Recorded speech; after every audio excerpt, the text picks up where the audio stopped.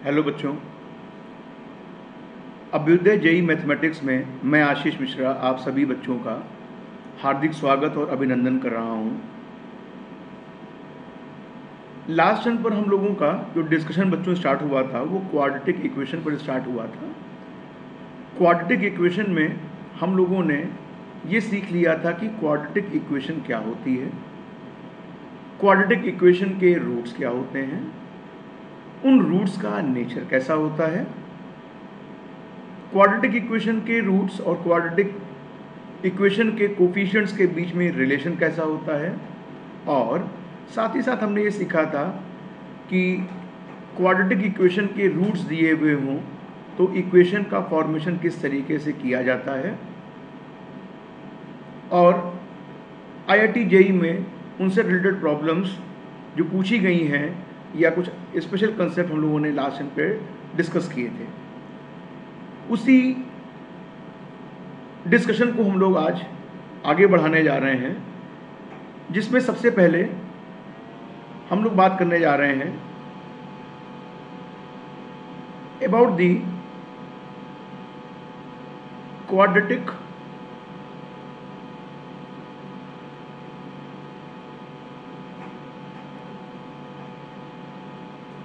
Expression and it's graph. बेटा, quadratic expression के graph को बताने से पहले थोड़ा सा कोऑर्डिनेट ज्योमेट्री पे आएंगे, जिससे कि आपको ये कंसेप्ट अच्छे से समझ में आ जाए। क्वाड्रेटिक एक्सप्रेशन जो है,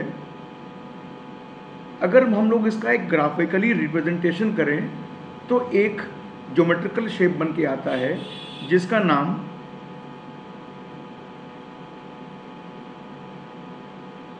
पैराबोला है। पैराबोलिक शेप कैसा होता है और इसकी इक्वेशन क्या होती है, जल्दी से उसको यहाँ पर डिस्कस कर ले रहे हैं बच्चों हम लोग।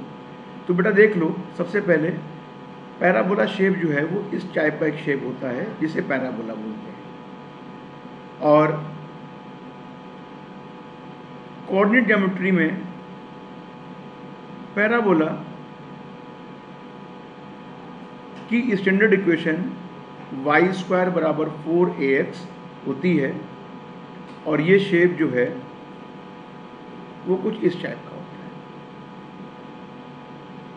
ठीक इसी तरीके से अगर y²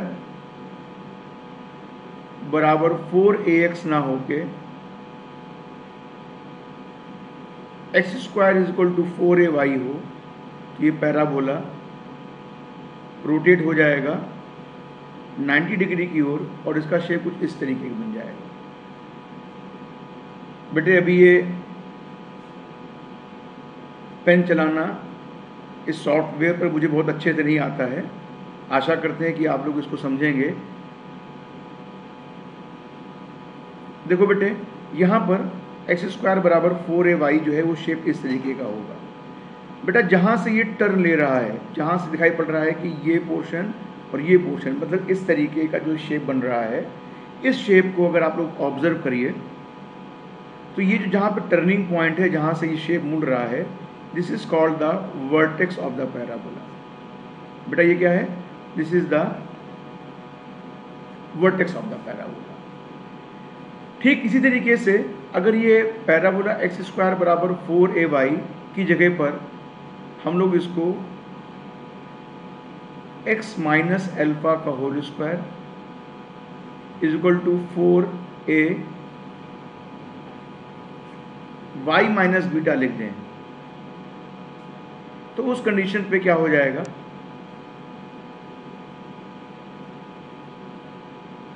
तो आप लोग कहोगे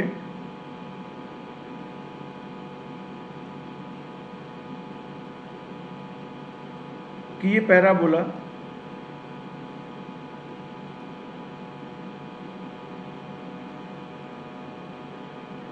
कुछ इस शेप में बन जाएगा, और बेटा ये जो पॉइंट है, this point will be the vertex of the parabola. तो ठीक इसी तरीके से अगर कोई भी quadratic expression y = ax² + bx + c जहाँ पर A B C real number हैं और ए की वैल्यू 0 नहीं है is known as real quadratic expression. तो बेटा अगर इस इक्वेशन को हम लोग अलग तरीके से लिखेंगे तो हमारे सामने जो इक्वेशन बच्चों बन के आएगी वो y plus D upon 4a equals to a x plus b upon 2a का होल स्क्वायर बन के आएगी, जो कि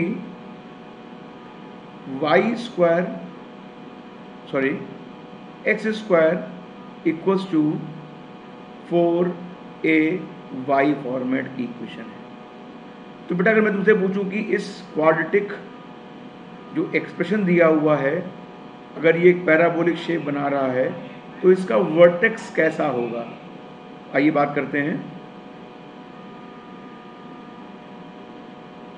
बेटा ये जो क्वाड्रेटिक एक्सप्रेशन है इसका वर्टेक्स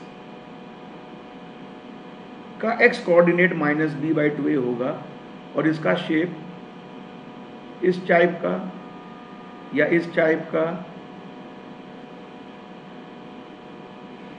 या इस टाइप का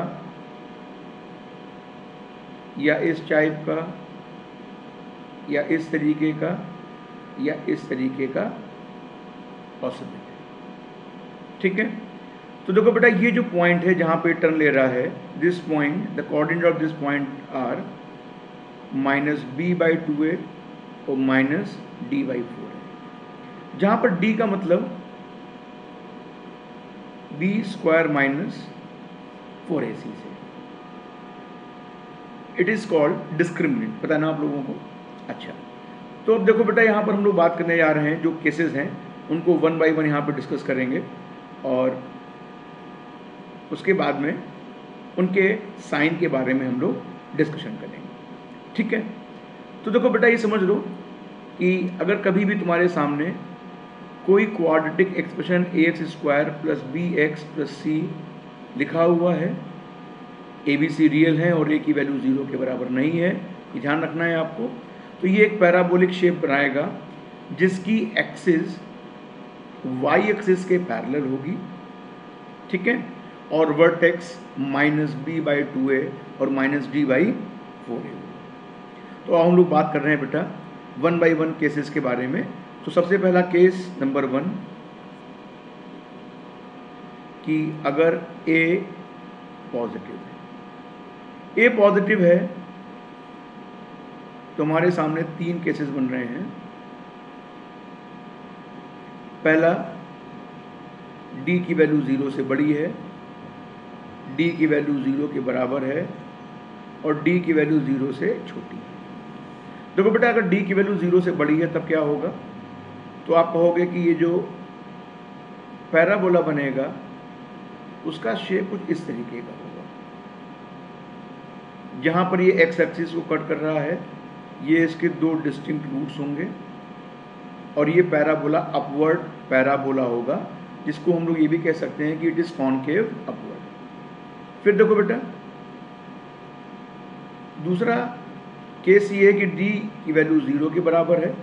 तो इस कंडीशन में आपको पता है कि क्वाड्रेटिक इक्वेशन जो होती है उसके दोनों रूट इक्वल होते हैं, इसका मतलब ये सिर्फ और सिर्फ एक पॉइंट पर x एक्सिस से मीट कर रहा होगा।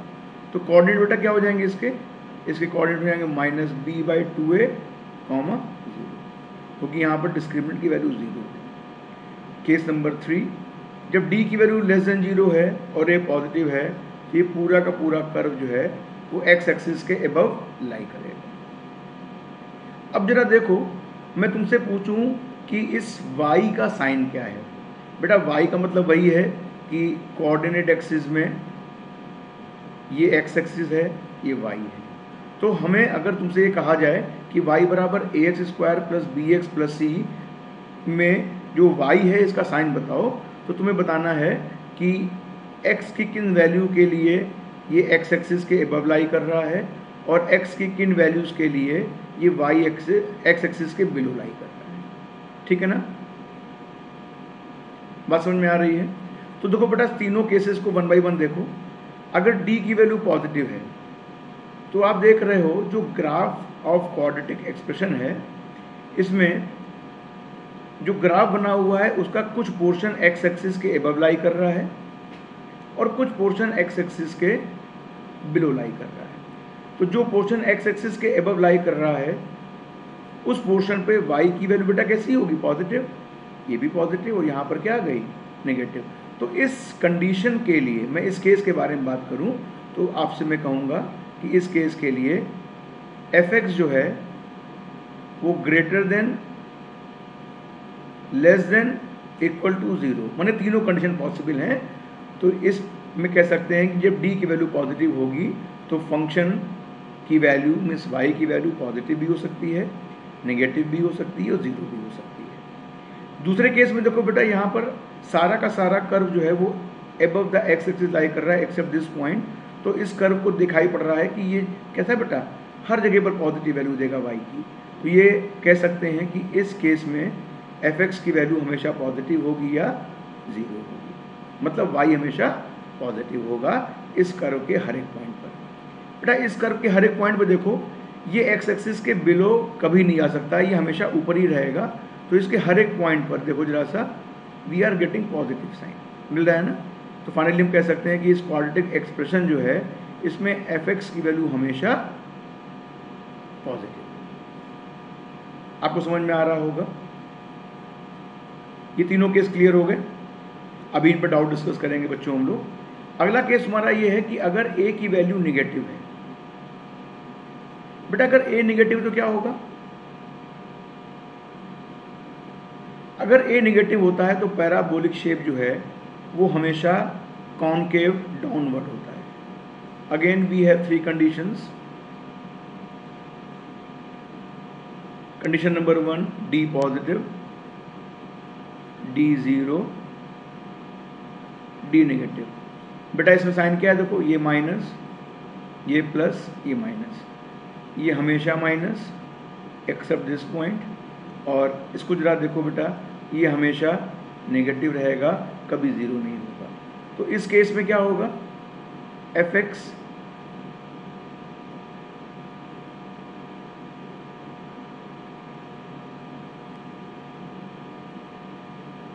इज ऑलवेज, ना बोल के,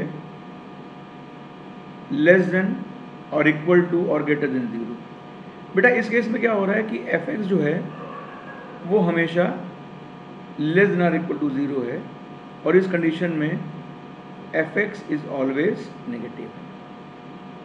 कोई कंफ्यूजन तो नहीं हो रहा आप लोगों को इसमें? ठीक है।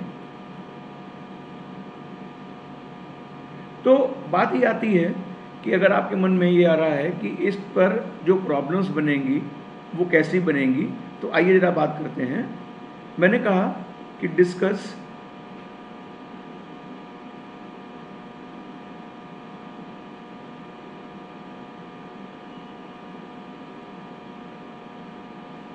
बट अभी मेरी आदत नहीं पड़ी हुई है लिखने की अच्छे से। Discuss the sign of x square plus 5x plus 6। देखो बेटा इसका हमें साइन बताना है। साइन का बताने का मतलब ये हो गया कि ये पूरे का पूरा एक्सप्रेशन कैसा है, हमेशा पॉजिटिव है या कभी कभी पॉजिटिव है या कभी नेगेटिव है वगैरह वगैरह। तो देखो बेटा जैसे ही तुम्हारे सामने ये क्वाड्रेटिक एक्सप्रेशन आ गया तो सबसे पहला काम क्या करोगे? सबसे पहला काम ये करोगे कि fx बराबर x square plus 5x plus 6 का डिस्क्रिमिनेंट निकालोगे। डिस्क्रिमिनेंट कितना हो जाएगा बेटा? तो कहोगे b स्क्वायर माइनस 4ac, मतलब 1 आ गया। 1 कैसा हो गया बेटा? 1 पॉजिटिव हो गया ना। पॉजिटिव होने का मतलब क्या हो गया? पॉजिटिव होने का मतलब हो गया कि ये पॉजिटिव वैल्यू भी दे सकता है, ये पूरा एक्सप्रेशन पॉजिटिव वैल्यू भी दे सकता है नेगेटिव वैल्यू भी दे सकता है और ज़ीरो भी दे सकता है। तो देखो बेटा क्या किया जाए, ये कैसे पता करेंगे? तो इसका तरीका होता है कि सबसे पहले इस क्वाड्रेटिक एक्सप्रेशन को फैक्टराइज कर लो। तो जैसे बेटा इसको फैक्टराइज करोगे तुम्हारे सामने क्या आएगा? x + 3 x + 2। ठीक है। अब देखो बेटा ये जैसे ही तुमने इसको फैक्टराइज कर लिया तो इसको अपने मन में 0 के बराबर रखो।